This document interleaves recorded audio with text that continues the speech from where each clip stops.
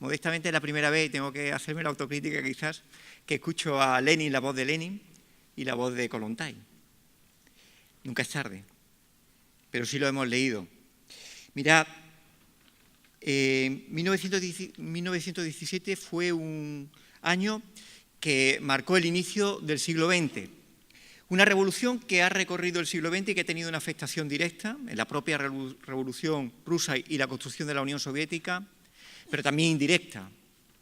El mundo no habría sido igual sin la revolución rusa. De hecho, las condiciones materiales que ahora se están deteriorando a pasos agigantados de una revolución conservadora y una aceleración del capitalismo son destrucción de derechos que se adquirieron gracias a la revolución rusa. El primer sistema que aborda el sistema sanitario gratuito, el sistema educativo universal, la seguridad social, una conquista de los trabajadores. 1917, una revolución que tuvo una batalla cultural importantísima. No ha habido posiblemente persona más alabada en el movimiento comunista, por supuesto, que Lenin, pero también más vituperada por el capitalismo, que sabía detectar perfectamente quiénes eran sus enemigos. 400 años antes, ahora se celebra la publicación de las 95 tesis de Lutero, que supusieron un cambio y una revolución en el cristianismo y una escisión. Fue una nueva era. Posiblemente una era que alumbró, por un lado, la Ilustración y, por otro lado, alumbró la Contrarreforma. A veces sentimos que en España esa fue la segunda contrarrevolución, la Contrarreforma. No todas las revoluciones tienen su anverso, a veces tienen su reverso en forma de regresión. No debemos olvidarlo como lección dialéctica. Pero tampoco debemos olvidar que, independientemente de la escala o de los hitos, hay una coincidencia entre 1517 y 1917, o posiblemente en menos escala también en estos momentos, que es que estamos viviendo un momento de aceleración histórica. Una aceleración histórica que nos dio una lección hace 100 años. Un Lenin que en enero en Suiza, en una conferencia, advierte a sus espectadores que él no va a vivir la revolución. Observa cómo en febrero, desde la misma Suiza, se produce la primera fase de la revolución, que después él lidera y asiste en octubre.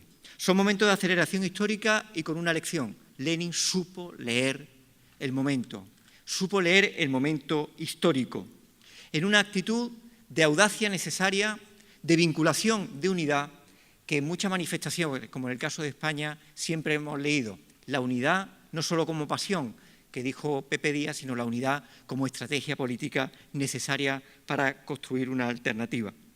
Lenin hace una lectura adecuada y posiblemente esa sea una de las lecciones que tenemos que aprender en estos momentos. En una Andalucía en la que las fuerzas de restauración intentan recomponer de nuevo una hegemonía que se le ha hecho costura en estos años de crisis, tenemos que hacer una lectura de unidad y una lectura antilitúrgica, si me permitís la expresión, una lectura profundamente dialéctica de las lecciones que nos da la Revolución Rusa, de la experiencia de la Unión Soviética y del episodio, uno importantísimo, fundamental, pero no único, de emancipación.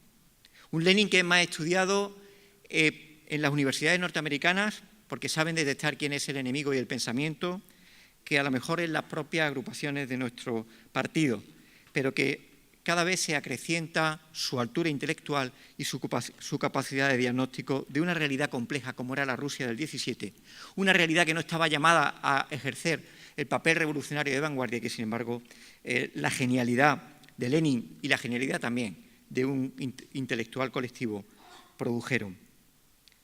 El capitalismo mata, destruye, va en contra de la condición humana, es incompatible con la evolución del ser humano y, por tanto, ser comunista tiene una vinculación eminentemente anticapitalista y también una profunda convicción y adhesión humanista. En esta crisis, como decíamos, en el que se han roto las costuras, también tenemos nosotros que romper las costuras de construcción de esa alternativa. Y posiblemente, igual que se han roto muchas certezas, también tenemos nosotros que romper muchos mecanismos de alianzas y de luchas. No hay mayor aliado que aquel que aspira a construir con nosotros un hálito de alternativa desde una aspiración a un cambio radical de raíz del modelo económico y social, sin el cual no hay verdadera construcción de algo que se parezca al socialismo. Hace 100 años aspiraban a pan, tierra y paz. Hoy tenemos que recurrir a este lema. Tenemos que recurrir a este lema en una Andalucía que se desarticula socialmente, que se hegemoniza o se intenta patrimonializar precisamente en unos aires profundamente de contrarreforma, y en la que nosotros tenemos que articular, tenemos que contribuir a articular un movimiento que sea realmente una alternativa que le dé ilusión, pasión a la mayoría social, a las víctimas de la crisis, de que se puede construir otro modelo. Por eso decimos desde Andalucía que a los 60 años de la Revolución Rusa tuvo las mejores y mayores movilizaciones populares en el 4 de diciembre del 77, que después se despatrimonializaron, que nos enseñan que los movimientos no son irreversibles, pero que sí se pueden extraer de ellos lecciones para construir mejores momentos históricos. Estamos en uno de ellos. Y nos toca, en ese instrumento, en este momento, en esa reflexión de la lectura de la propia Revolución Rusa, nos toca en este rincón, quizás demasiado periférico, a veces demasiado periférico con respecto a los grandes movimientos sociales que se producen en el mundo, nos toca el papel histórico de contribuir desde el Partido Comunista de Andalucía a articular una alternativa que diga salud y república, pero que también reivindique el socialismo. Buenas noches.